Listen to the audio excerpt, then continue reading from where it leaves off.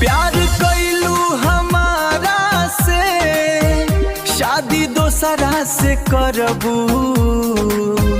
दिल देलू हमारा के, फील के हुआ के देबू। जा जान जा जान लेके का रहबू।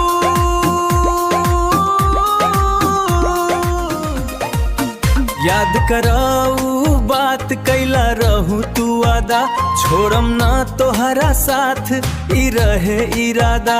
का कहीं ई मजबूरी कैलाश तोहाँ से दूरी, जान दिल में बसाला अभियो केहू प्यार के बंधन न तोड़ी। अब बोला अब तू का करबू।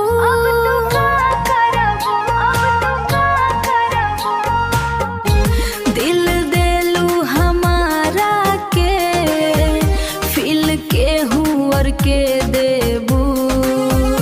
जा जान जा जान लेके का रहबू।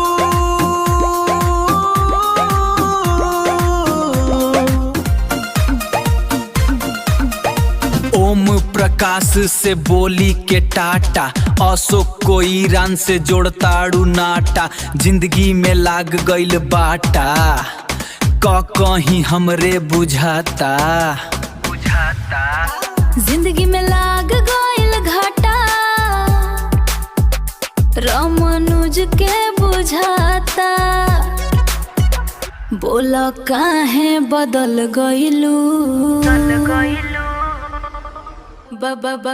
बदल गइलू। दिल देलू हमारा के, फील के हुआ के दे